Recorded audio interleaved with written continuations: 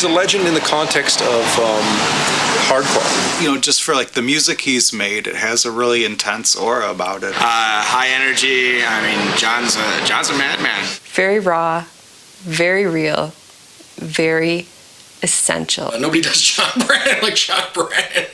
John Brannon's a legend for a number of reasons. He's actually a very bright guy. He writes great songs. He was a prototype, really, for disaffected American suburban youth. John's always been like kind of a larger-than-life character. People either love him or just have no way to even be close to relate. He has the ferocious vocal styling, but he has the presence to match it, you know. If he never opened up his mouth, I might still even be intimidated by his scowl. He gets in a state of mind and he's just there. I mean, he's done some crazy shit. John's not evil. John's exercises the evil that is in people. Just John Brannon. That's just how John Brannon is. Here we go, man. Here we go. Here we go. 1, 2, 1, 2. Okay, I'm John Brannon. I've been in Static. I've been in Negative Approach. I've been in Laughing Hyenas. Now I'm in Easy Action.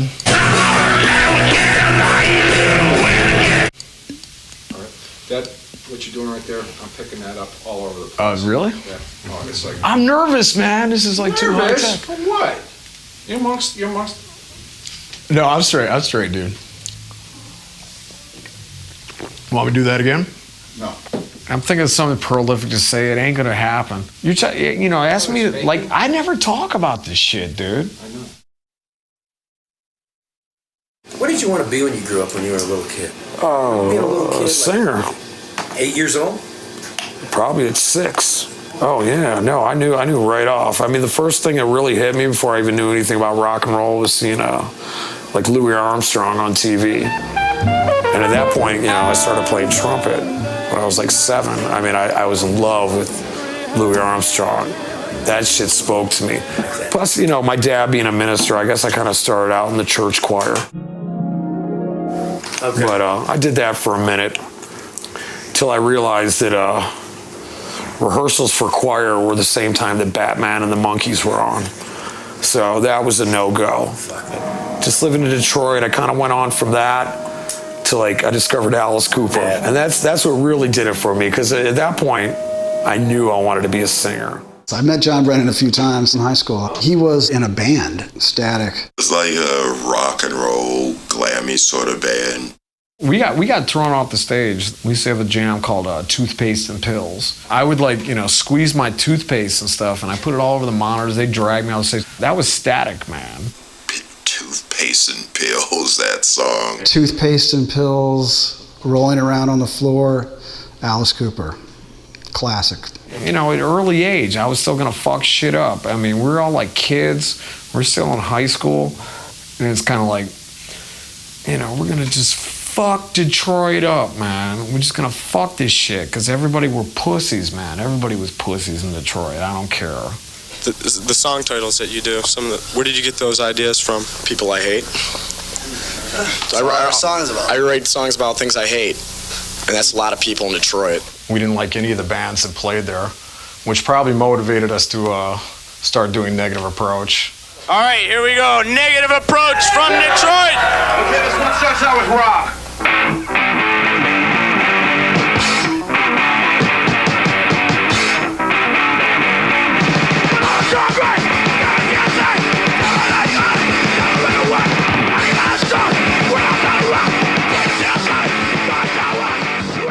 Well, we started doing shows at underground places. We had the no age limit thing. So it's like anybody could come to our shows. It's like finally, could do shows where we could have kids or whoever wanted to come. We never judged our audience. In the beginning, the whole hardcore punk thing was kind of a response to the bloated excess that music had become. It had its genesis in the whole punk thing. But they were making it because they needed to say something. They were musicians, but they needed to say something. It's like, why be something that you're not? Negative Approach was a tremendously energetic band. The crowd was fanatical, and the crowd would you know, in the pit. That's where slam dancing started. Yeah, it was really energetic in the old days. The walls would be sweating. It was just pure energy back then. I mean, they were the band to go see.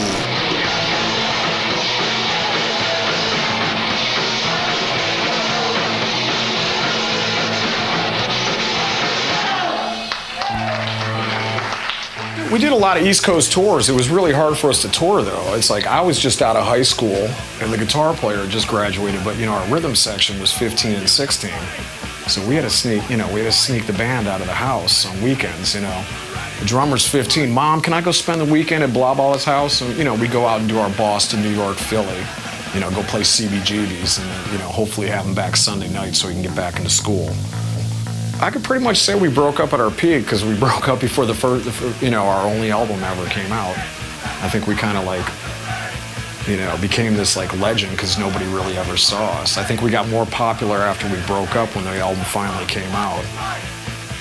Negative Approach broke up in 1984. I didn't really do much for about a year. I was living with Larissa, who was singing with L7, and her band had broken up. And we got together, and we're like, well, we're not doing much. Both our bands broke up. We should form a band. That started about 1985, and that lasted about 13 years. We just got a couple guys together who'd never been in bands before, and that was a pretty crazy ride. We jammed every fucking night in the basement, and we're like, we all lived together. It was like the monkeys, man. The house on Platte Road was like a 1920s, 1930s farmhouse, and it was just a shithole. Well, at that point, when the band started, nobody really knew how to play an instrument. I'd been in a band before, you know, I was a singer. But everybody that joined the band was never in a band before, and they just kind of like learned how to play as we went along. And it was like, we were like, fuck this shit. We're just gonna write all these fucking songs, which we did. And we were like totally prolific. And we had a record company, Touch and Go. Corey Rusk was, you know, obviously the owner of Touch and Go Records. And he had put out John's stuff with Negative Approach, and there was the Necros stuff, which he was a part of the band, and lots of other bands. We sent him an original demo, they hated it. And he actually came to Ann Arbor and recorded another demo. He's like, well, you guys just don't have it together yet. And we were like just starting out, we didn't have it together. So we decided that we were going to go with this label called Adult Contemporary out of Washington, D.C. And we recorded in Detroit at some small studio on the east side, which name escapes me. We just made a new demo, and he played it for Corey. He's like, this is not the same band. He's like, this shit's good. At that point, we got a record deal. This was the original merry-go-round. We recorded the stuff for Corey, for Touch and Go, with Butch Vig in Madison, Wisconsin. And Butch had been recording a bunch of Touch and Go stuff at that point. He was still relatively unknown as far as a recording artist. It was long before, you know, Nirvana was recording with him. No, you know what? They were scared, but they took a chance. And they're like, we know you guys are fucked up, but this shit sounds good. It was a point, we had the first album out, and we're like, we can't even get gigs, man. You know, it's like, we're trying to like get gigs and stuff. By the time we got to the second album, everybody like learned to play a little more, and they developed their own style, which is really cool.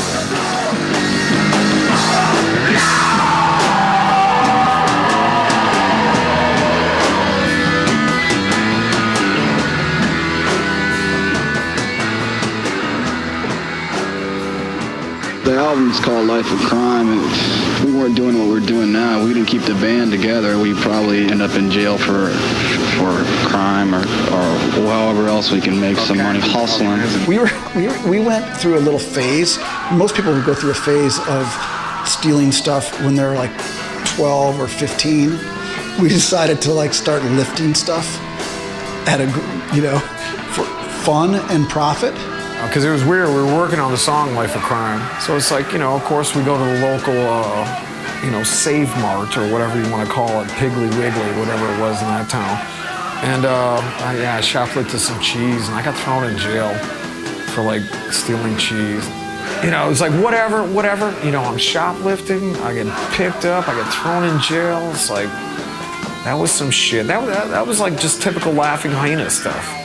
I mean, you know, it's like everybody was just getting into trouble. I mean, it got nastier as time went on. That's like one of like the, you know, the wholesome adventures.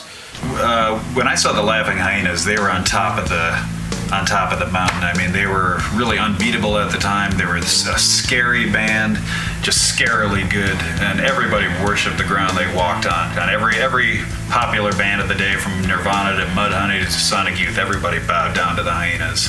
When we played with Sonic Youth on tour, well, we did, I think that was Life of Crime, but we had done other shows with them in Detroit and in New York, I think, aside from before Life of Crime came out. We hooked up with them, and it found out, you know, they were fans of ours.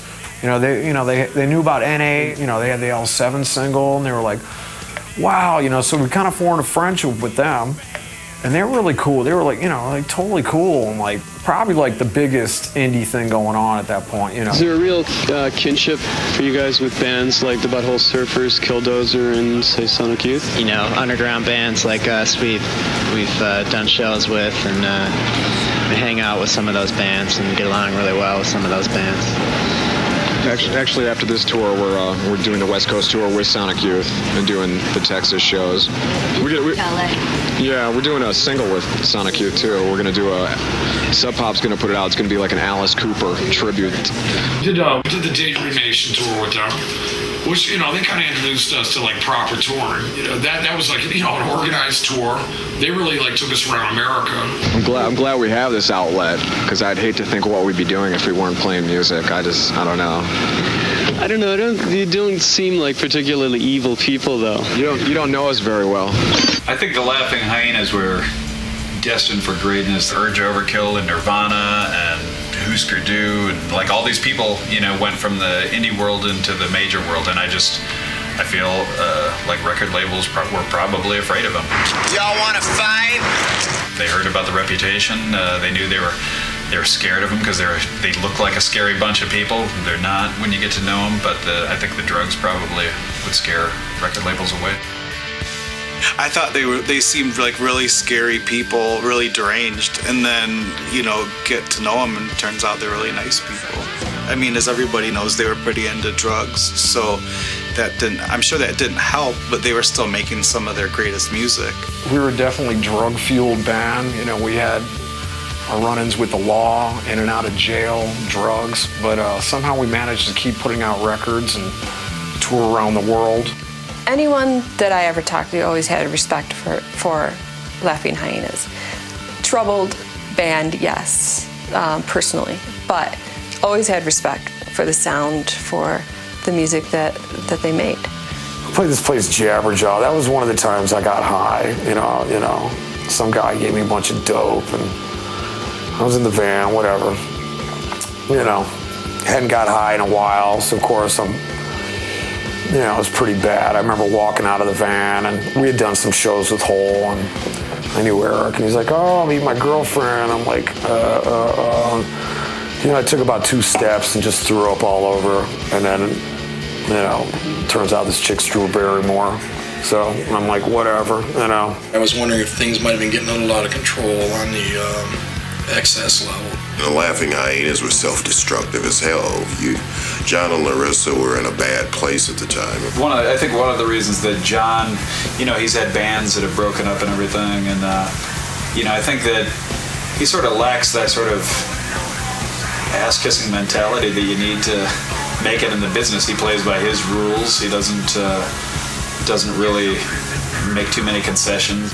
The Laughing Hyenas never really broke up. It just got to a point there was so many like personal problems in the band. Larissa had to deal with a lot of stuff. Her folks were dying.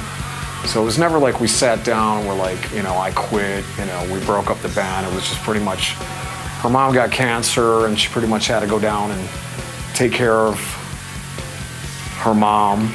So she was up and down to Florida all the time. And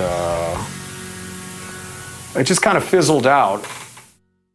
A band like that is not designed to be successful. A band like that, by virtue of their sort of there's an aura of menace, there's an aura of fear, there's an aura of unpredictability, there's an aura of sort of, like I was talking about, self-destructiveness that's actually essential to it.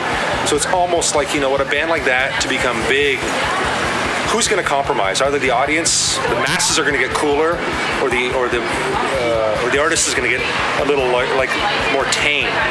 And you have no faith in the masses getting cooler. So to succeed, the artist has got to get a little more tame. And after a while, they get tame to the point of irrelevance for the people who follow them from the begin with, who are really sort of beholden to what made them so significant or distinctive. It's just hard. I mean, it's a hard formula: success and authenticity. They just, there's not a direct relationship between the two. And I think the Hyenas were victims, casualties of that, and they couldn't have translated what they were doing to a larger platform. All I can say is I survived the Laughing Hyenas. That was a rough ride. And at that point, I started jamming with Harold, and then we formed Easy Action. I don't know if he was actively trying to start a band, or if he and Harold just sort of fell into it, but it may have been that, just jamming for fun, and then out of that arose Easy Action. Easy Action's a great band, and amazing, and lyrical content is still pretty intense. That's, whatever, I'm doing gigs, Easy Action. We get out there, we can pay for our expenses. I don't come home with money. Easy Action, I go out there, do it because I love it. I don't give a fuck. I don't care about the money. I really got to say, it's at a point where, I'm a cook in a restaurant. Right. That's as glamorous as it gets. No, he is definitely legendary in that way, but isn't it ironic that you've got someone who's legendary who still has to wash dishes, or who still has to sort of toss a salad? That's the sort of thing that's sort of, for me, it's the humiliation is almost literary in some way. Classic fucking green fucking NA sticker. Was that your work? No, some kid did that. I don't know, Some kids come in here and they ever say, like, hey, you're going to see John Brannon? They freak out. They travel here. Really? People from Japan with cameras. Is that right? Yeah. You have to come out? Yeah. Got a whole bakery upstairs to make cheese, beer, ice cream. Really? Place like a complex. How long you been here? Too long.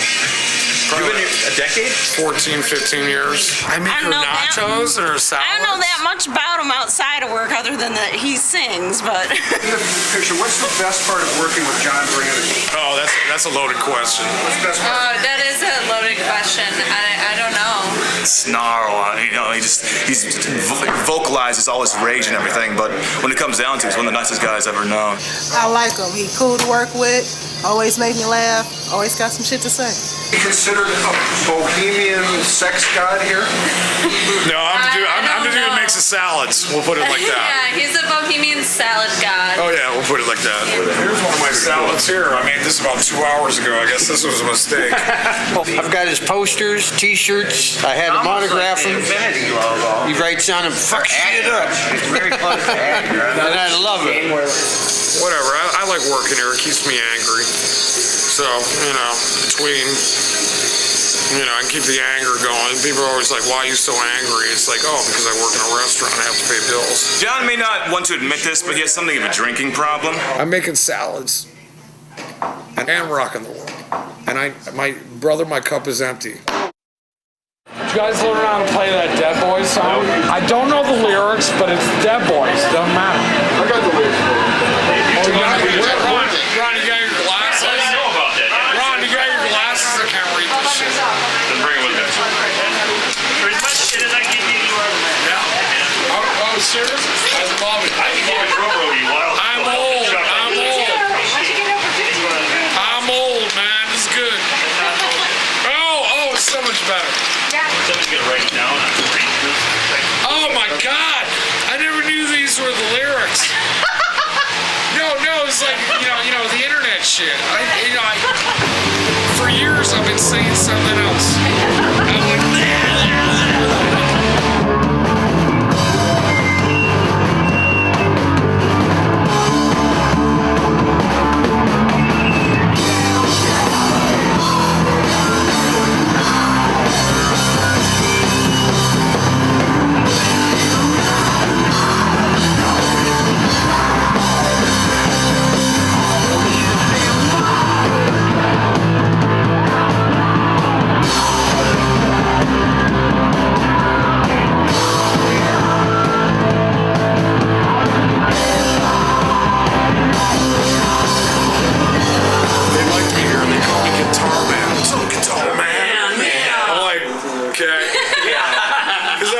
sit on the porch, and the little kids will come up, and I'll try to show them how to play guitar, so they all dig me, because they're like, you took some time with my kid, man.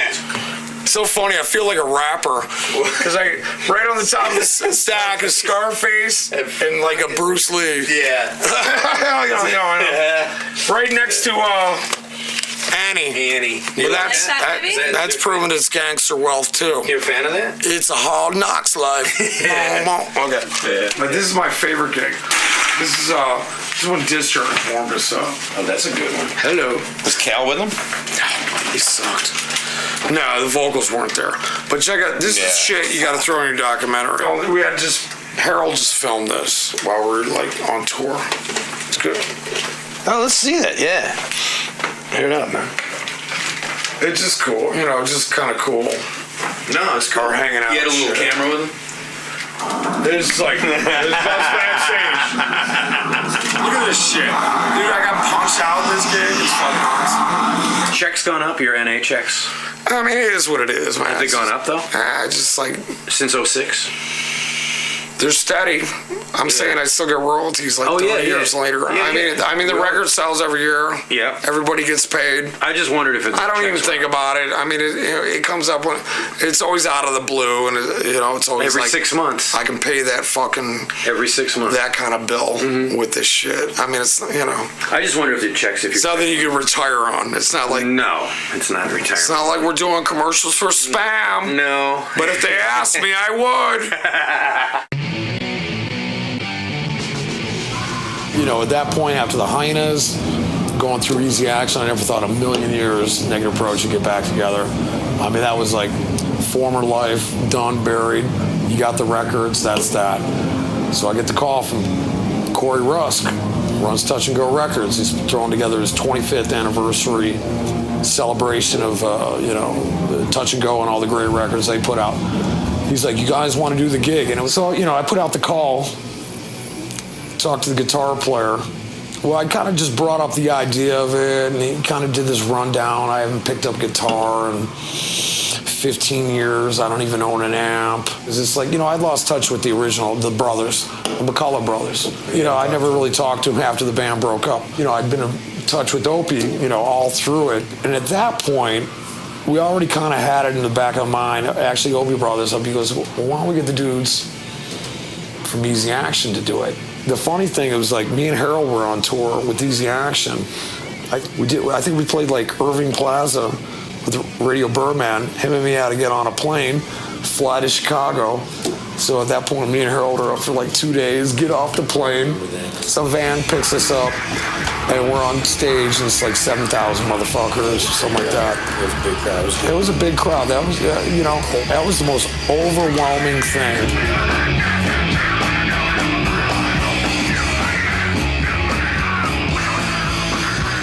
Like sometimes things like this, and it's so powerful. Can you do it? Would it be authentic? And it was such a statement of its time to carry on and do it now. Older, like can Johnny Rotten really do the Sex Pistols now? And especially a youth movement thing like Negative Approach. And it's really interesting that they were able to do it and do it well. Of all the music I played, something about just doing the Negative Approach songs.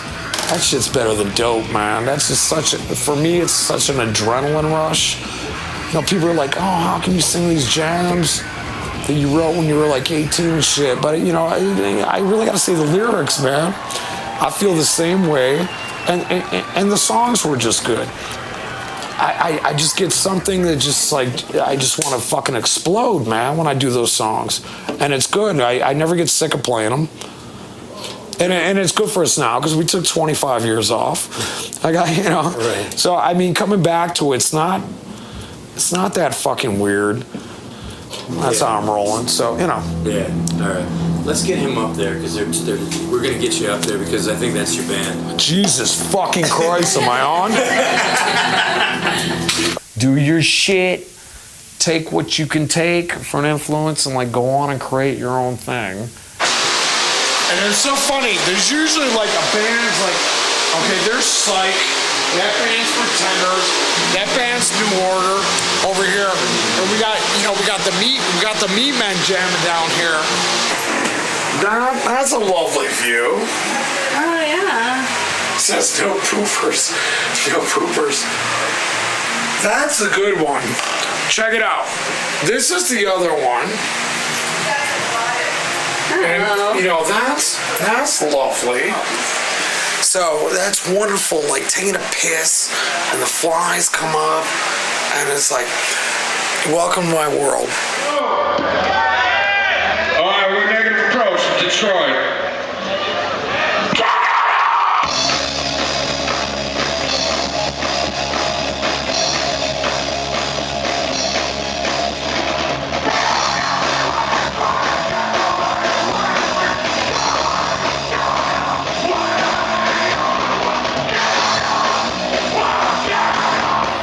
John Brannon's story isn't over yet.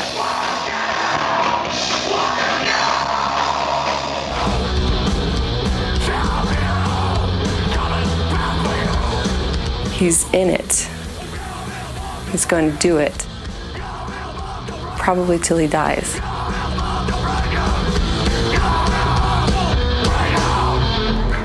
This is a dude that really wanted to fuck shit up. Do you feel you and did. I have, but there's more shit to be corrupted, fucked up, and violated, and I'm the one to do it. You know, I'm still going, man. It's just like, it's not over, man. I'll be fucking shit up even after I'm dead, you know. What more can you say? John Brannon. Thank you so much. I don't care what you mean. You don't know what the fuck I need. I'm not saying I don't have any problems. Get away, I touch down. I'll try. I'll try when the world going in a rally. Stay in the cold and it will feel good. Do where you still stay alive. When I take it, go and survive. This here's the Gories from Detroit, hot off the press. It's gonna jump on you, baby, and it's gonna stain your dress. Burn hole!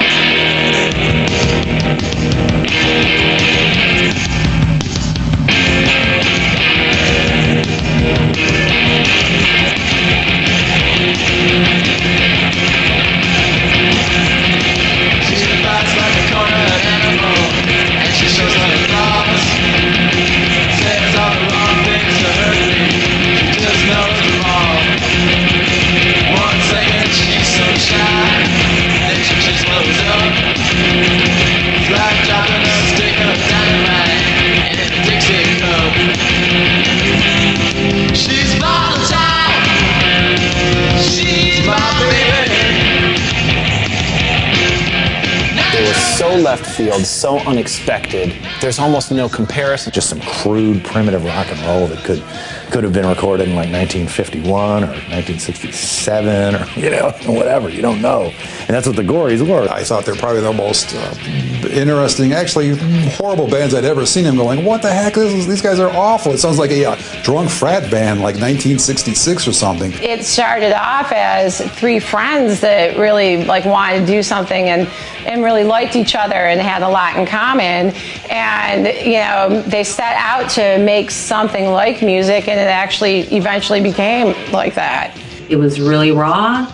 It was really powerful. It was really garagey. That was huge, the Gories. Got on vinyl, put Detroit back on the map as a rock and roll capital. That was the most amazing part about the Gories. The worst time in history to have been in Detroit would have been 1986. You got the height of Devil's Night fires. You've got crack devastating the entirety of the city. But the city is fucked up at that point. And to have this band, 6 foot whatever black guy, this skinny as all hell mod boy white guy, and this amazingly beautiful girl, and that's a weird enough combination as it is.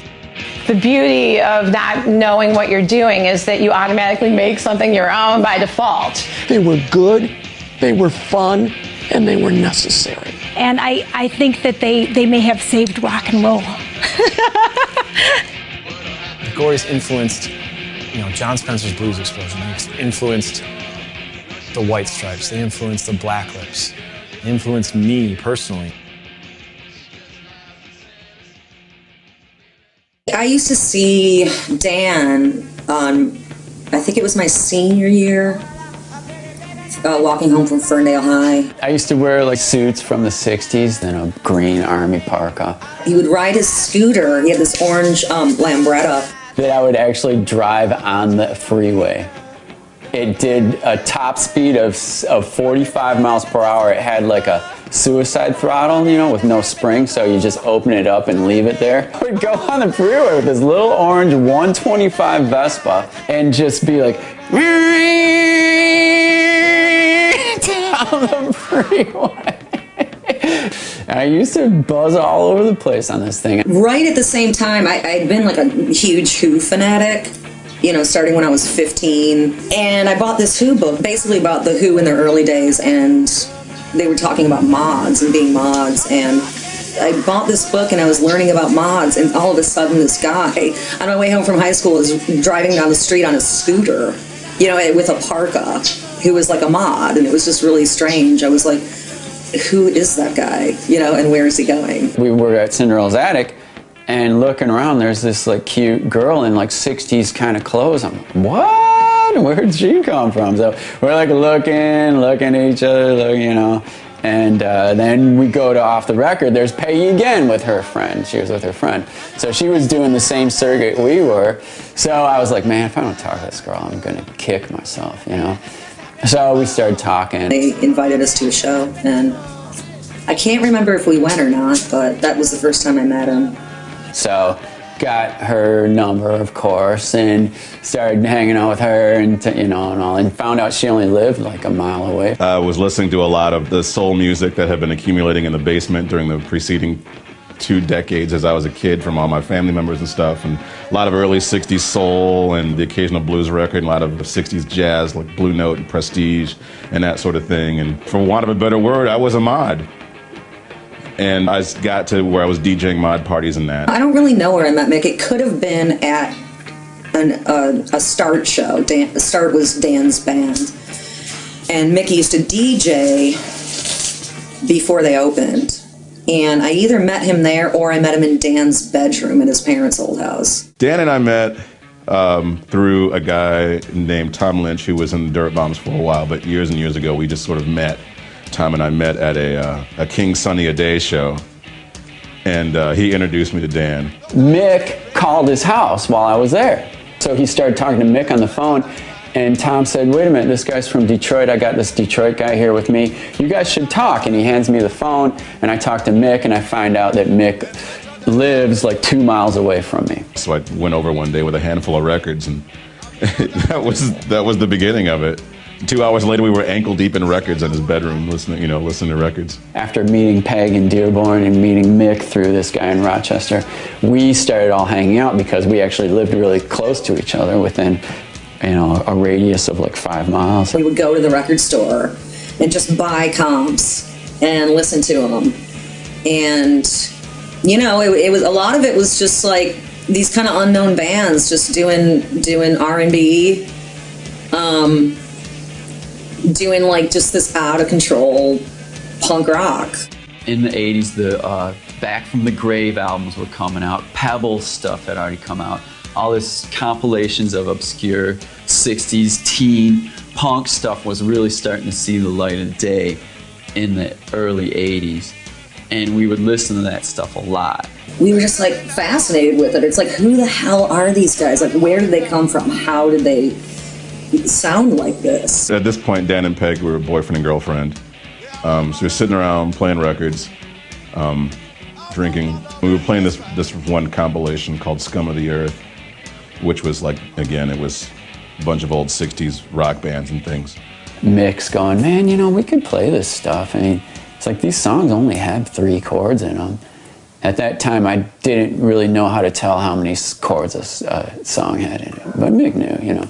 It's like, man, we can play like this, and we can't even play. And let's do it. Let's finally put the band together. That's kind of what I was waiting for, was Mick to say something like that, because I wanted to get him in a band, you know. I was like, all right, let's do it. Let's do it. We're going to do it. And Mick's like, yeah, we're gonna be the worst band ever. It's gonna be awful. We're gonna make people run screaming out of that place. And I'm like, yeah, it's gonna be real primitive, man. And the drum set's just gonna be all tom-toms. No cymbals, no snare, just like a Bo Diddley jungle beat. And then they look at me, be like, and I'm like, yeah, you could do that. And I'm like, Peggy, you gotta play drums. You gotta do this. I said, no, I'm not really interested in that. I was super shy, and I definitely did not want to get up on a stage. I'm like, nope, you gotta do it. You gotta do it. You can't not do this. You gotta do this. He just bugged me till he convinced me that it was a good idea. Pretty much formed the band that night. In the 80s, all we cared about was the 60s, So one summer, they did reruns of Gidget. You want her for your Valentine. You're gonna say it. In one of the episodes, Gidget was in the school talent show. She was in a rock band called Gidget and the Gories. It started out as she was in this really squeaky clean, kind of folky beach band,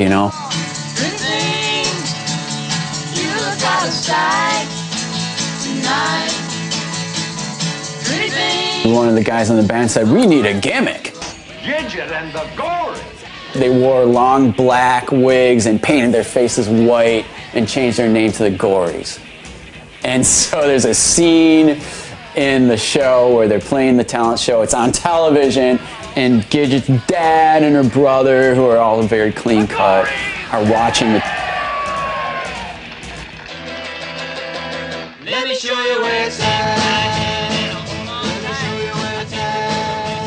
It was like this obscure Gidget reference. And there was another band called the Horribles. That was the Horribles. And I always liked the Horribles. I thought the Horribles was the greatest band name ever. And it totally fit us because we were horrible. I always wanted to be called the Horribles. 2 weeks later, we had our first practice. I took Peggy and Mick over to the Onset's practice space, unbeknownst to them. Of course, I didn't ask them if we could use their stuff or anything. I was just we decided that we were going to do the Gories, and this was going to be our first practice. For a while, I used our friend Jerry Bartarian's drum set. I think I used it once, and then he said, I have a kit that you can buy, and I bought his old kit for $50. I think what had happened was at our first practice, I accidentally broke something on his drum set, and he didn't want me using it anymore. So he sold me his kit for $50, and there was no head on the kick drum, and it was 2 toms. There was no cymbals or anything like that, and so that was our drum set. When we first formed, we went and bought a bass. We bought this really cool-looking short-scale K semi-hollow bass for $75, and at our first rehearsal, I actually played the bass for a while, and then what would happen is we'd get to a solo, and Danny couldn't do it. He could play the chords, but he couldn't play any the single note runs. Because I had been a singer before, I wasn't a guitar player really. And Mick, for some reason, he could just pick up a guitar and start playing leads. It was crude, but it worked. We said, well, why don't we try this? Why don't you play the chords and I'll play the single notes? And that turned out to be what happened, and we just ditched the bass altogether. And Peggy was real reluctant to play the drums because she didn't, she had never played anything before. I don't know if I ever did learn how to play the drums. Mick taught me, a few basic beats, and it never really evolved from there. There was a point where he would try to get me to do little drum rolls and things like that, and I just didn't even want to. so it just ended up being, these really basic beats. So our first practice, we already had a couple original songs, and we played them, and it sounded like hell, but we loved it, and we just started getting up on stage. And there was a community concert series at that time in the mid-'80s. This was January of '86 when we first started the Gories. And at that time, Rob Tyner was running this community concert series that was at St. Andrew's Church on the Wayne State campus. It was like every Friday night, and this would go on from like 8 to 2 in the morning or something. And we had to sit through all these Cass Corridor hippie bands, and we'd have to sit through Rob Tyner playing the auto harp. He did a 2-hour set of songs about Vietnam veterans. And to us, it was just mind-roastingly boring, you know, and we'd just be falling asleep. And then I got really, really drunk and had to go on stage. We used to drink Thunderbird at that time. Thunderbird ESQ was a real thing. It was purple grape flavored Thunderbird. Like, I think you drink a whole bottle that night. We used to have a game where it's like, whoever drinks the most Thunderbird gets the bottle. And that night, I remember him getting the bottle. And I had actually taken mushrooms.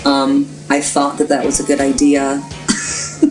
Peggy had her 3 drums with no kick drum, just like a totally blank space where the kick drum was. Mick and I had no bass. We absolutely stumbled through the 4 or 5 songs that we had prepared. I'm sure it didn't sound that great. And I'm sure it was really short. This guy Raz was there, and he was really drunk, of course. He was a real comic, and he thought it would be funny to switch the lights, mess with the stage lights when we were playing. It was like flicking the light switch on and off while we were playing, and Peggy's like, "Stop it! Cut it out, man!" And I was on mushrooms, and I have this guy playing with the lights, and I was just like, oh my God. And they're just awful, just terrible, you know, but we had so much attitude, you know. We were like, we're the greatest, fuck you, you know. I remember them coming home and saying, yeah, man, the minute like we hit the first chorus, like the whole room cleared. At the very beginning, it was an excuse to get together and drink, really. Then we got to where we was like, oh, we can actually sort of play this song that only has 3 notes in it. And it became really fun. And it really became a matter of just trying to play the music that we wanted to hear, which in the case of the Gories was hard-edged, primitive rhythm and blues. Mick had this idea for this band, and that Dan and Peggy were like, wait a minute, okay? You're doing that. We're going to do that band. Almost like a slap in the face to the garage bands, quote unquote, of the time, like the Chesterfield Kings and these bands that were doing everything really politely. It's like, well, these guys think they're raw and savage, you know, we'll give them raw and savage. We were almost like an art concept. Like, we were so postmodern by that point that it was like this visionary art concept. We took rudimentary music to the level of avant-garde somehow. Like, we'd gone so far to primitivism, we came out the other side. We used to play places that would let anyone play. Paychecks in the Hamtramck pub, man, because that's what was happening in the 80s, man. And then after we'd been around for a little bit, like, friends of ours would let us open for them. We opened for the Vertical Pillows, we opened for the 3D Invisibles, Zombie Surfers. And this band called the Hysteric Narcotics used to let us open for them all the time. And Snake Out let us open for them. Snake Out, you know, Len was like a really good sort of rockabilly guitar player. Could play that stuff really well. I wasn't really into Snake Out because it was almost like sort of toilet humor, ha-ha. A little too goofy for me. But Len had great taste in music, and he liked the Gories. One day he took a liking to us and decided he was going to put us out on his label. His label was called Wanghead with Lips. We were like, wow, cool. Someone's gonna like let us release a record. Shit, man, we never thought it was gonna be that easy. So we were like, yeah, we better do this. I don't know if we're gonna get another chance, you know? When we went down to record House Rockin', it was May 5th, Cinco de Mayo. He had a studio in the back of his parents' house. There was an outbuilding.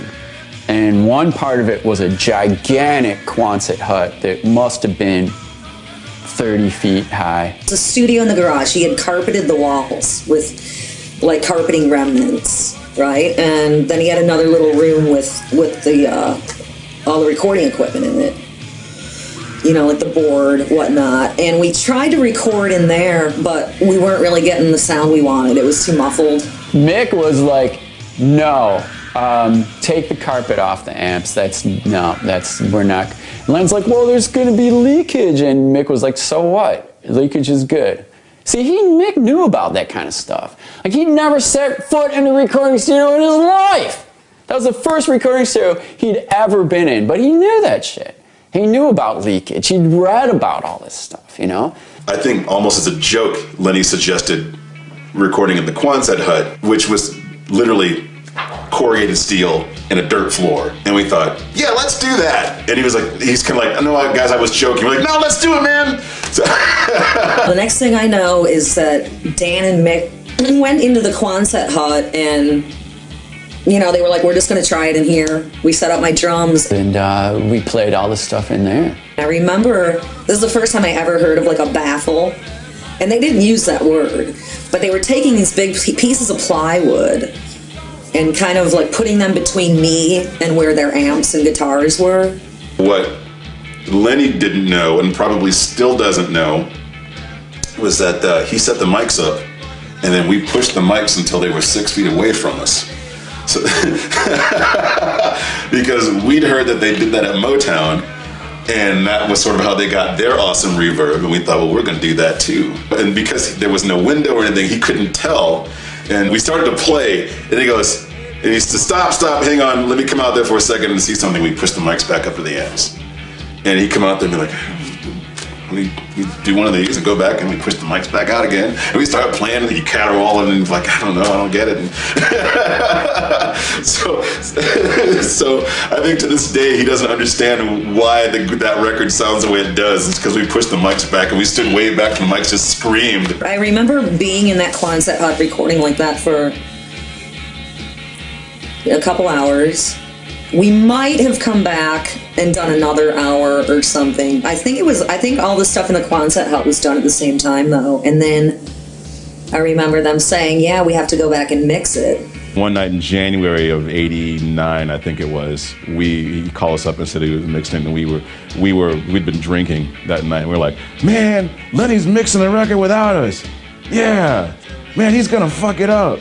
We better go down there and do something. So we got in my car, we like weaved on down to New Boston, Michigan, and insisted on remixing the record. We showed up at his doorstep, and his like mom or something answers the door, and we're standing there with bottles of Asti Spumani going, where's Lenny?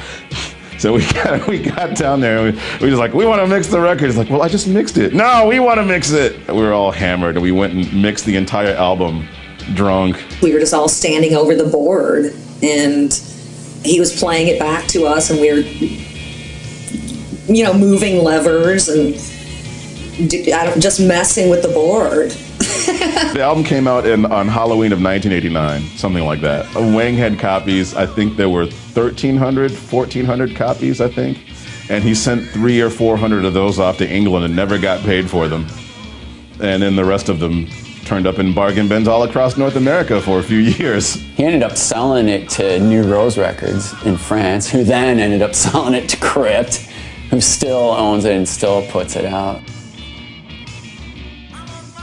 One night, the Gories played a show at Reruns. I think it was a bar in Dearborn. And there was this band in from Chicago called the Sapphires. And we got to open for the Sapphires, and we'd never heard of them. Dan and I rolled into this place with clear, giant chips on our shoulders. We saw that they were all white, and they were supposed to be an R&B band. We were like, oh no, this is not going to happen. We got up on stage and started playing, and we just went for broke. Probably one of the first nights we really went at it super hard. And by the end of it, there was smoke coming out of Dan's amp. You know, the stage was in pieces, we were bleeding, our gear was all busted, and we'd been screaming and jumping around and throwing things and throwing ourselves against the wall and the whole bit, man. We were just completely finished by the end of it. And we were done playing. We were trying to drag our busted shit off the stage. And this guy was sitting at the table, and he was pounding the table and screaming like, ah, boom, boom, boom, boom, ah, boom, boom, boom. And we'd been done playing for like 3 minutes. And so we're sitting backstage, like taping ourselves back together. And Peg had gone out to get beer. She comes back and says, there's a crazy guy out there who wants to talk to you guys. And we're like, crazy guy. Yeah, he's really creepy. He's really creeping me out. I don't know if I want to talk to him. You guys go talk to him. So we went out to talk to him, and we met this guy, Dan Rose. I think he heard about us at some point and got curious and was nearby. So he came out and became an instant fan. From that point on, we saw Dan Rose all the time. The sunglasses became a thing. At first, it was just because I looked good in them. And then on like the second or third Gories show, I did them without the sunglasses. We're up on stage and we're clattering away. You know, we'd worked up a sweat because it was July and my eye was going blah! And the building's landlord wanders in while we're on stage. And I've got this eye going boo! And he's like, all right, you guys are finished. The club's closed. He shut the club down. So then it became, well, all right, like the world must never know. And so I kept wearing the sunglasses. The Gories, they were supposed to play an album with Destroy All Monsters. The mere fact that the Gories were on the bill was kind of like, okay, the Gories are get to play with these guys. They're on par with Ron Ashton, and I thought, oh, this is going to be great. These guys are going to have to acknowledge the Gories, finally. We never got asked to play this club, and it happened to be about half a mile from the apartment I stayed in at the time. And I walked over there. I got to, within stone's throw, and I thought, fuck, I forgot my sunglasses. Like, I can't go on stage without my sunglasses. So I walked back home to get the sunglasses. Okay, because of Joe, the Gories had come play. And then everybody was pissed at me because we were supposed to go on 20 minutes before I got there. It was too late. No chance for the Gories to establish themselves as a legitimate band along with the likes of Ron Ashton and all those guys. We were never asked back to this particular club because we were late and it was my fault. And whatever, I don't care. That was one of the reasons I liked the Gories, because they didn't take themselves seriously. Even though they were a great band, Peggy was the heartbeat of the Gories. You really felt her presence as a drummer. That primitive, like savage drumming. Dan was kind of like in his own world. He was real cool, real mod. And then Mick has this sort of menacing vocals and guitar style. Danny's playing a 1964 Fender Jaguar. No one really dug vintage instruments at that point. So for him to be playing a vintage guitar when everyone else is playing, BC Rich Warlocks, Mick to be playing basically a guitar from a thrift store, a Kent Videocaster, through a Silvertone amp. But they came up with that idea from looking at old pictures of the Velvet Underground. They looked at Lou Reed and they saw, he's playing a Kent guitar and he's playing a Silvertone amp. That's how we should get our guitar sound. I Know You're Fine, But How You're Doing was recorded in Memphis, right? I don't know if it was our first record or a cassette or something, but Dan Rose had played us for Alex Chilton. And Alex flipped out and said, I want to do a record with these guys. I want to produce their next record. Dan Rose was involved with a video shoot at Len's studio. We played a live set.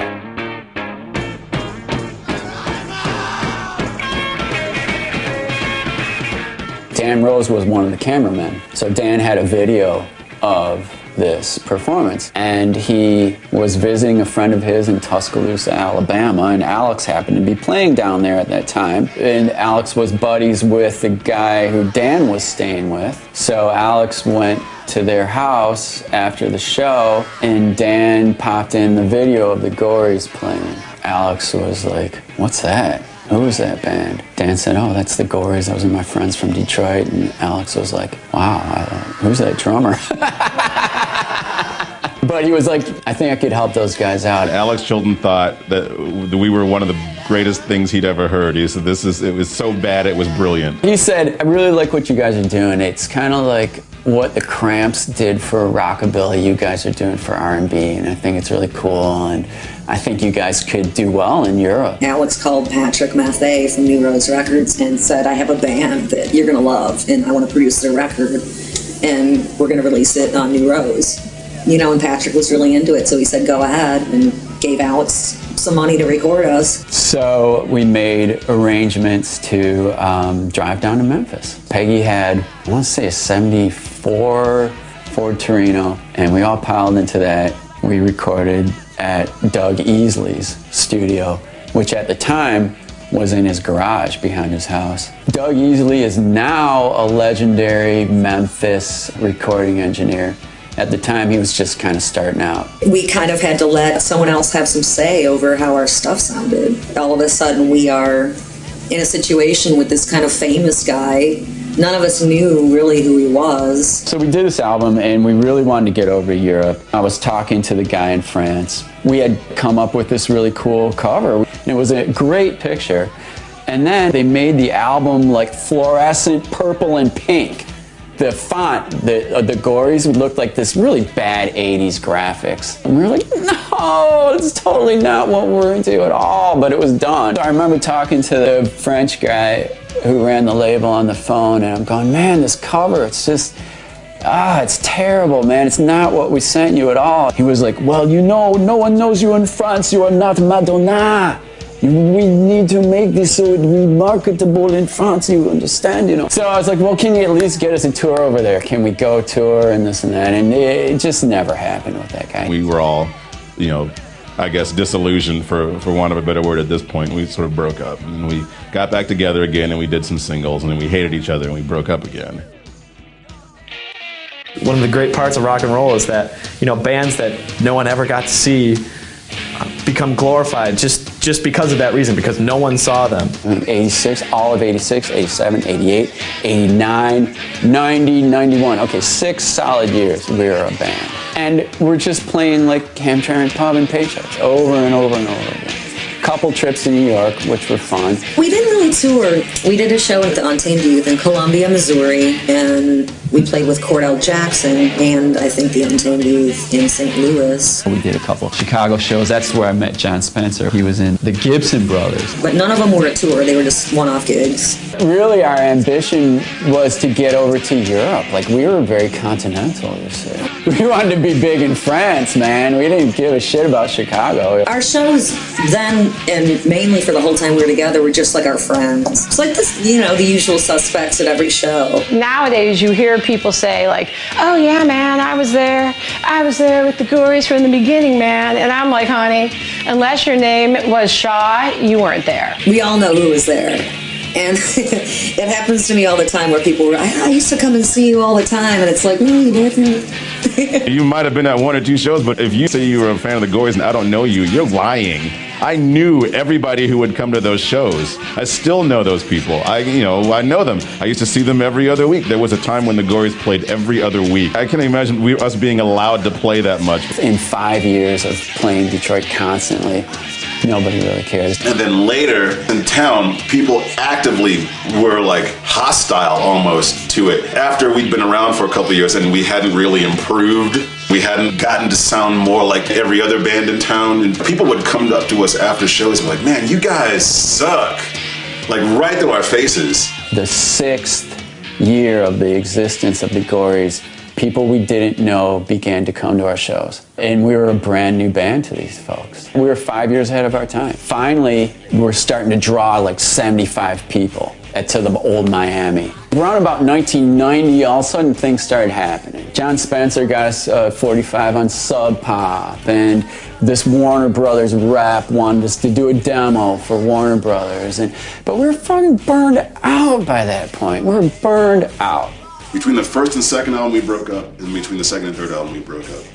And at that second breakup, that one was actually going to be for good until we got the phone call from Crypt Records. I remember when Tim from Crypt Records started releasing, the Back from the Grave comp and garage punk unknowns and stuff like that. And, we were absolutely into those comps and wanted every single one of them. And I remember Dan wrote Tim a letter saying, hey, here's a tape, put us out. Crypt Records finally got interested in the Gories after me sending him these live tapes for like 3 or 4 years. And Tim really wanted to put out our third record. Tim Warren from Crypt Records called us up. You guys want to do an album? And we said no. And I said, well, I can bring you on tour. And we go, yeah, the last European label said we can bring us on tour too, and that didn't happen, so no.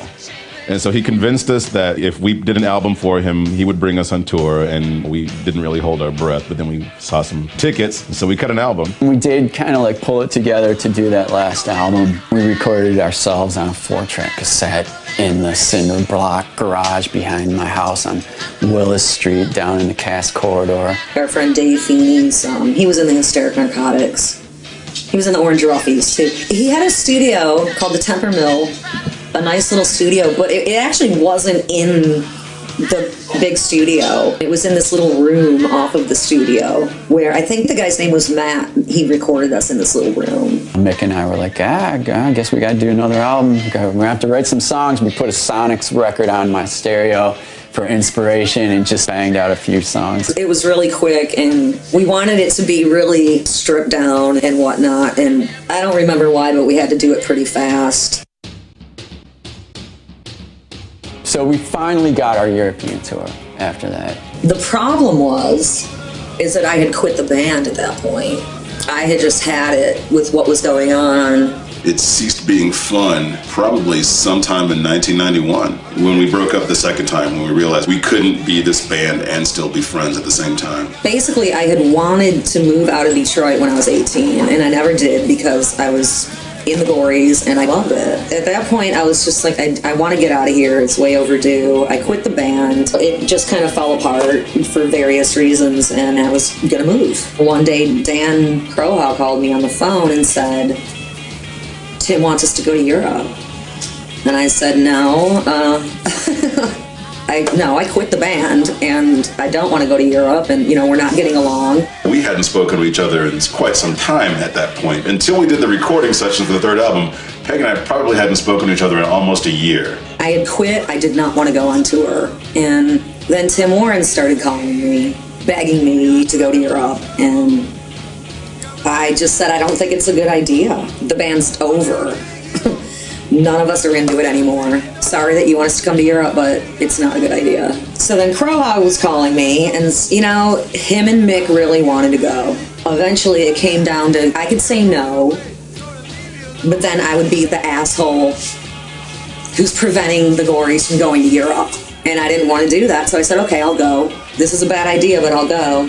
And then Kroha called me and said his girlfriend was coming with us. Margaret entered the picture around about the time that we were recording in Memphis. My first run-in with the Gories may have been at Paychecks, but I missed them. I heard them coming from an alley, and I got there and it was done. So I went to see him again, and then again and again and again and again, as much as I could, because there was something about their sound that was able to break through a barrier in my soul. Peggy's sort of very cool and understated in her fashion and style and way. Margaret was very hot and naked and, out there, So they had very different styles. Peg just was not into that, the whole Margaret thing at all. And when we went to Europe, I brought Margaret with us. Totally brilliant idea, And I said, okay, well, if your crazy girlfriend is coming with us, then I'm going to bring my crazy boyfriend. Good idea. I told them I still quit. After this, I'm done. I'm moving. Since I knew I was going to Europe at that point, I was like, I'm just going to move to Europe. I sold all my stuff. I was going to move there with my boyfriend. That didn't happen either. In hindsight, it seems less worse than it is because Peggy's boyfriend was like our driver and roadie. So he was cool to have around because he schlepped gear and drove while we were asleep or drunk or whatever. And that was fine. And then Danny's girlfriend wasn't in the van for the vast majority of the trip. She actually bought her own train tickets everywhere. So she would go on the train and go to the next city while we were in the van. Margaret would do stuff like, she loved the band and she danced like crazy and it was cool, but she would get on the stage and writhe around, and she would just go out in a bra and a skirt. She would literally wear a bra out. Nobody did that. Margaret is a pretty big personality, and she got on Peggy's nerves, and then kept getting on Peggy's nerves, and kept getting on Peggy's nerves. And then I got on Peggy's nerves too. And I can't even say it with a straight face. Hell yeah, I got on Peggy's nerves. I know I did.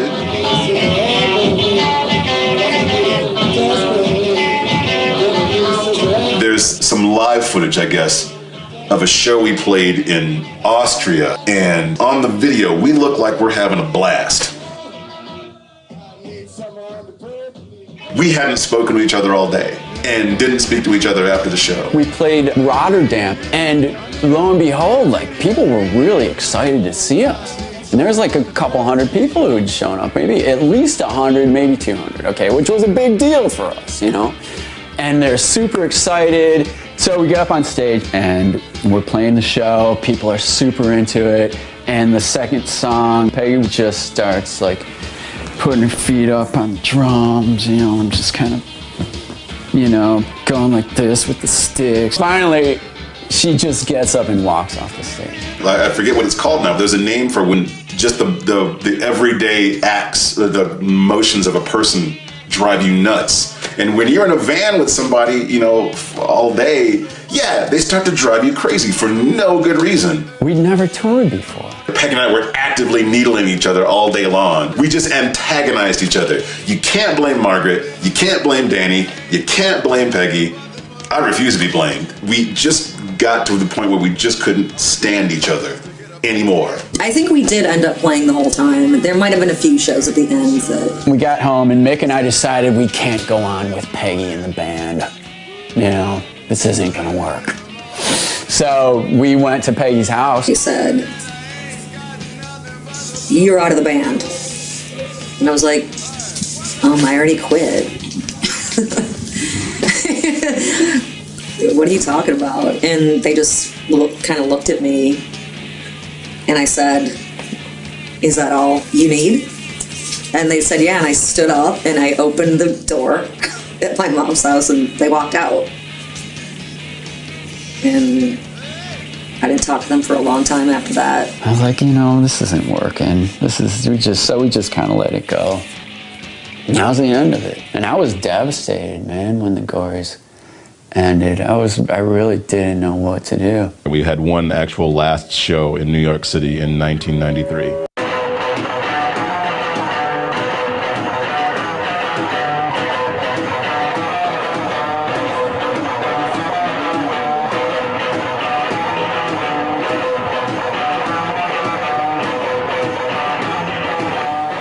And that was that. That was the end of the band. There was a band called the Nerval Beats that used to play with the Gories a lot. So after the Gories broke up, I would jam with the Nerval Beat guys a lot, and that became Rocket 455. 68 Comeback was out of Memphis. I actually went up there to record with them. We had done a show with Jeff Evans' band. We played with them in Chicago years before, and he called me one day and was like, "Hey, I'm putting this band together. Do you want to come record with us and go on tour and stuff?" And I was like, "Yeah, I'll come out there and record with you guys." It was kind of fun. We did like a couple shows, and then he called me and he said, "We're going on tour for 3 months." And I said, "I don't really want to tour for 3 months." So I said no. They got Greg Cartwright to do it. I never did anything else with them. I just recorded that one time with them. I've been working at Sara Lee Foods, and they said, "Listen, we're making the switch to a Unix-based computing system, and we know that you've got Unix experience. Do you want to head up this change?" And I had just gotten the offer to come down to Texas and cut what turned out to be the Blacktop LP. And I thought, if I take the Sara Lee job, it's a really good job, but it means music is done. It means the most traveling I'll get to do is going to comic book conventions and the occasional Pro-Am bowling tournament. I took a week to make the decision, and I decided to go to Texas and cut the album, and that became Blacktop. The Darkest Hours was me and Matt Ullman. He was in a band called the Pendletons. I met those guys when I moved here in '92, and then me and Matt became good friends, and we decided to start a band. I wanted to have a band where we just did 60s punk ballads, and we did a few, but it never really turned out exactly how I wanted it, but it was a pretty good band, and we were around for a little bit. It was fun. While Rocket 455 was happening, Margaret started getting the idea of this band. She said the name was the Demolition Doll Rods. And I thought the name was just really super hot. And we had a flat, and one of the rooms was just a giant closet, and all our clothes were in there. And we'd dress up, and I'd wear her clothes, and we went to the deli in the alley, and I was dressed in drag, and it was really fun and crazy, and she wanted to make it into a Demolition Doll Rods. And so I said, all right, that sounds good to me, let's do it. I'm up for anything that's wild and shakes things up. I came up with the idea for the Dirt Bombs while the Gories were on on tour, I started making the spec sheet while we were in the van driving. But at this point, I was heavily into conceptual art, and I had this idea to get these musicians together and act like a rock band. This whole thing was a creation. So I picked an unusual instrumentation, 2 drums, 2 bass guitars, and I would sing and play guitar. The easiest way of describing it was, here's a group of people who've never heard rock and roll music, but they read about it an awful lot, and this is the result.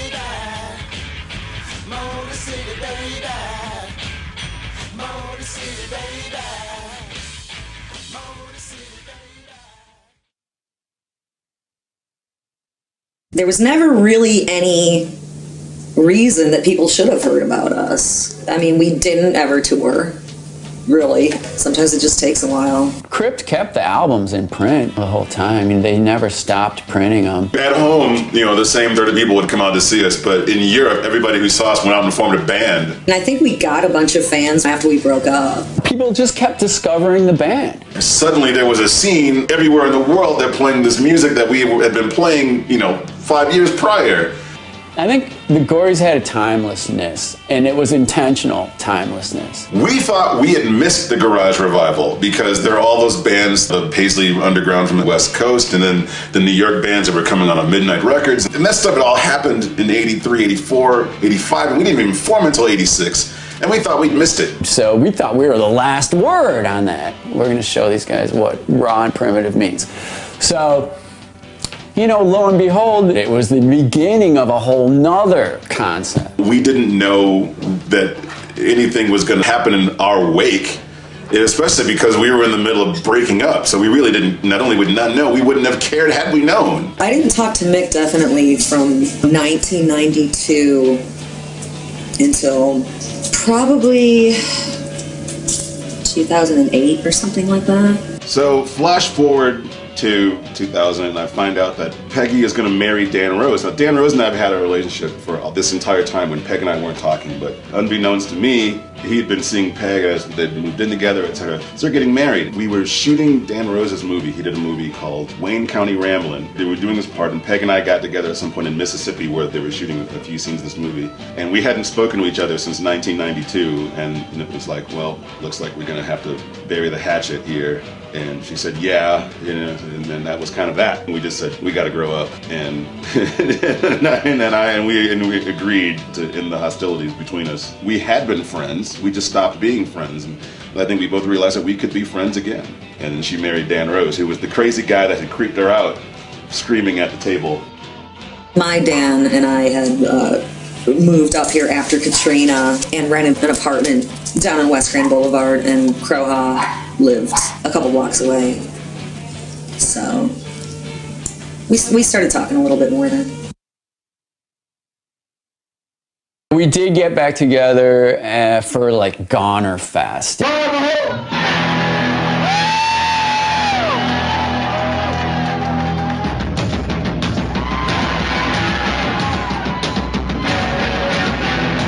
It's a big Memphis punk rock fest. It's like a 2-day festival in Memphis, which was cool because we had roots in Memphis from recording our record down there. And the Oblivions, Eric from the Oblivions, puts on Goner Fest, and the Oblivions were quite influenced by the Gories. Crypt Records were having their 20th or 25th year anniversary, and he asked the Oblivions to play it, he asked the Gories to play it, and Eric Friedel called me. He was just kind of joking around, and he said, we should book a show in New York on the same night as the Crypt Records anniversary party.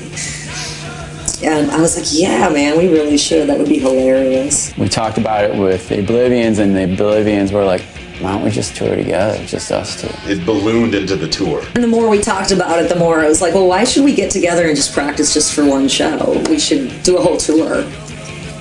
And Eric talked to Greg and Jack, and I talked to Dan and Mick, and we agreed to do a European tour together. Greg Cartwright from the Oblivions, Reigning Sound, knew of a really good booking agent over there. She was like, all right, we're gonna get a bus, and we're gonna live on the bus. We're gonna get very few hotel rooms, and she like made this money-making reunion tour that was awesome. That was really fun. It was super fun. We did this 3-week European tour and did really well. It was great. We're playing places where we played the small room in 1992 to now we're playing the big room and it's sold out, and it was just, it was nuts. For the first time, we were treated like rock stars. It was the first place that we played when we came over to Europe, and it was a rousing reception that we'd never seen before, and it's really nice to get that again from all of you. It's so good to be here.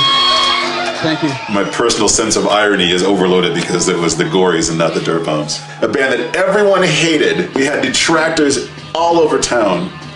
And that's the band that is the most interesting to everybody, it seems. From that period of time, everybody wants to know about the Gories. And there were all these other bands who were far better musicians and, you know, far better looking dudes. And now, you know, we're the only ones still standing.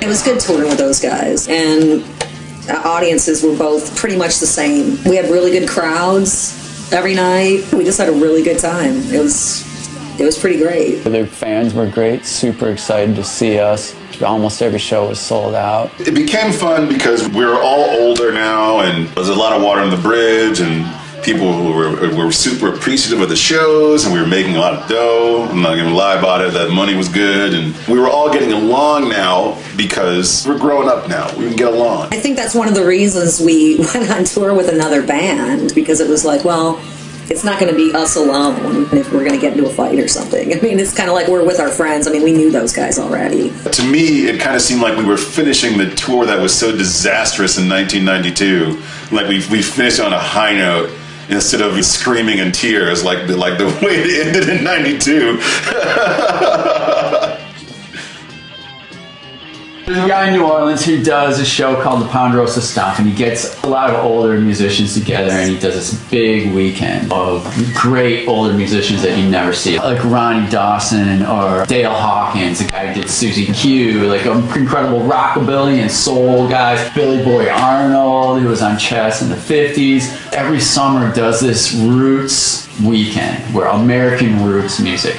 So he curated the American Roots Music program at the Lincoln Center in 2010.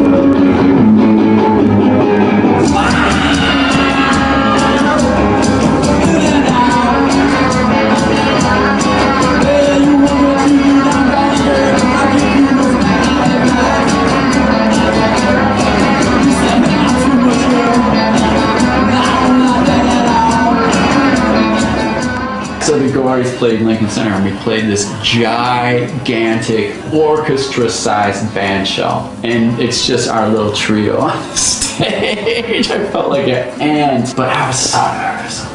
More nervous than I've ever been. But there was a big crowd. I mean, it was huge. There was like 5,000 people. Yeah. And a lot of people were there to see us. I mean, the whole front of the stage, there was like seats pretty much as far as you could see. And then the whole front of the stage was totally crowded with people standing up. It was amazing. And then my parents were super proud, of course, because it's legit. This isn't some crummy dive bar. This is Lincoln Center. Our status is, if something comes up that's good, we do it. Like, we're not looking for stuff. We did a song for the Adult Swim cable channel. They did a compilation, and we wrote a song for that. I met up with Alice at a corner cafe. She said, why don't you and me find some ways to play? We don't feel like we have the need to do another album. We would just be trying to make something that sounded like the Gories. There's no reason to do that, really. We said everything we had to say between 1986 and 1992. That was pretty much what we had to say. Now we're just doing it for the fun of it and the boatloads of cash. We're supposed to tour in the spring. I don't know if we'll do it forever. I mean, I guess time will tell. Some people really want to be a pop band and get on the radio and sound like what's on the radio. Some people don't. So this is for all you kids that don't. Just do it, but don't do it for the wrong reasons. Just do what you want to do. Follow your heart. It doesn't matter if it's not popular. If you do what you love and it's in your heart, it will find its audience. Don't do it, thinking you're going to make some money. do it because you're having a great time and you love to do it. I said, considering where I ended up at, my life decisions weren't quite so bad. I'm sure there are things I would have done with regard to how I spent the money. But other than that, I really can't say I regret it. The Gories are the quintessential Detroit band. There's nothing else that's come out of Detroit that has accurately represented the entirety of the city, the entirety of the music that's come from the city before it than the Gories. From 50s blues to 60s R&B to garage music to punk music, the Gories touched on all of that, knowingly or not, and created something that was bigger than the sum of all of those parts, and did it while no one cared and no one was paying attention. Good night, everybody.